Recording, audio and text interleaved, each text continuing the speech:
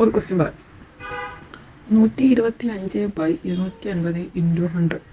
So ഇതിനെ നമ്മൾ കാര്യം ചെയ്യാം. നമുക്കറിയാലോ ഈ ഒരു ഫ്രാക്ഷനെ പെർസെൻറ്റേജ് ആക്കാൻ ചോദിച്ചിരിക്കും. ഇപ്പോൾ നമ്മൾ സാധാരണ നമുക്കറിയാമല്ലോ, ഇപ്പം 10% ഓഫ് 280 എന്തുവാ നമുക്കറിയാം, അത് ഒരു സ്ഥാനം മാറ്റി കുത്തിടുന്നതാണ്. It is 25. 1% ഓഫ് 280 എന്തുവാ 2 സ്ഥാനം മാറ്റി കുത്തിടുന്നതാണ്. സോ 2.50. ഓക്കെ. ഇനി ഇപ്പം ക്വസ്റ്റ്യൻ ഇതാണ്, 280ൻ്റെ എത്രയോ പെർസെൻറ്റേജ് ആണ്, അതായത് ഇത് തന്നെ. ഇപ്പം ന്യൂമറേറ്ററിൽ 2.5 ആയിരുന്നു കിടന്നതെങ്കിൽ നമുക്ക് ആൻസർ ആയിട്ട് 1 വന്നേനെ. ഓക്കെ. അപ്പോൾ ഇപ്പം ന്യൂമറേറ്റർ കിടക്കുന്നത് ഈ സൈഡിൽ നമുക്ക് 125 വരുന്ന സമയത്ത് ഇവിടെ ഏതാണോ പെർസെൻറ്റേജ് വരുന്നത് അതാണ് നമ്മൾ ഉത്തരം. ഓക്കെ. അപ്പോൾ നമുക്ക് അങ്ങനെ കണ്ടുപിടിക്കാം. 10% പറഞ്ഞാൽ 25 ആണ്. സോ 125 നമുക്ക് വേണ്ടത്. അപ്പോൾ ഞാൻ ഒരു 50% എടുത്ത് നോക്കുക. 50% എങ്ങനെ കണ്ടുപിടിക്കാം? 10% ഇൻറ്റു 5 ചെയ്താൽ മതി. 25 ഇൻറ്റു 5 പെർസെൻറ്റേജ് ആണ് നമ്മുടെ ഉത്തരം. ഇതുപോലെ ഏത് സംഖ്യ, ഇപ്പം ഞാനിപ്പോൾ ഒരു 500 ഞാൻ പറഞ്ഞല്ലോ 10% ആയിരുന്നെങ്കിൽ നമ്മുടെ ന്യൂമറേറ്ററിൽ എന്ത് വരും? 23 വരും. അപ്പോൾ ഇവിടെ 160. അപ്പോൾ നമുക്കൊരു 50% ചുമ്മാ എടുത്ത് നോക്കാം. അപ്പോൾ എത്ര കിട്ടും? 23 ഇൻറ്റു 5 115. അപ്പോൾ 50%-നേക്കാൾ കൂടുതലാണ് മനസ്സിലാകുന്നത്. ഓക്കെ. 70% വന്നു. സോ 70% 161. സോ നമ്മുടെ ആൻസർ 70%. സോ അതെന്ന് പറയുന്ന ഒരു എക്സാമിനേഷന് ഒരു സ്റ്റുഡൻറ്റിന് 20% ഓഫ് മാക്സിമം മാർക്ക് മേടിച്ചിട്ടും 5 മാർക്കിന് ഫെയിലായി. മറ്റൊരു സ്റ്റുഡൻറ്റ് 30% ഓഫ് മാക്സിമം മാർക്ക് മേടിച്ചിട്ടും 20 മാർക്ക് കൂടെ കൂടുതൽ കിട്ടി പാസ് മാർക്കിനേക്കാൾ. സോ പാസ് പെർസെൻറ്റേജ് എത്രയാണെന്നാണ് ക്വസ്റ്റ്യൻ. സോ പാസ് പെർസെൻറ്റേജ് വരയ്ക്കുവാണെങ്കിൽ ഇതാണ് പാസ് മാർക്ക്.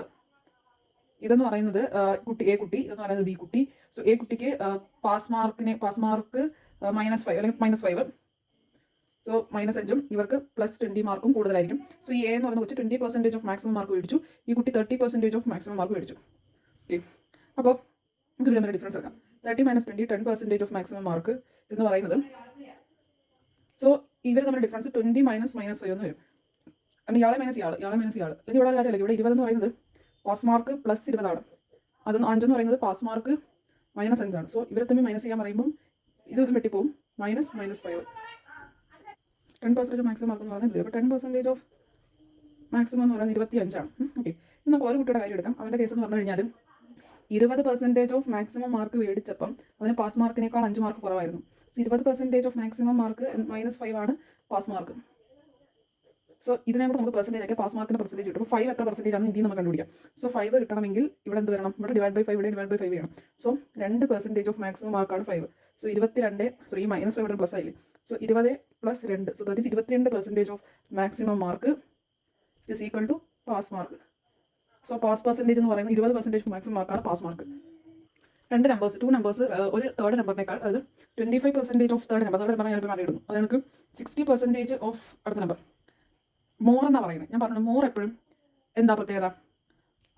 2 നമ്പേഴ്സ് ഉണ്ട്. അതായത് ഇവിടെ പ്രധാനമായിട്ട് A, B, C എന്ന് പറഞ്ഞാൽ 3 നമ്പറുണ്ട്. ഇതാണ് തേർഡ് നമ്പർ. ഓക്കെ.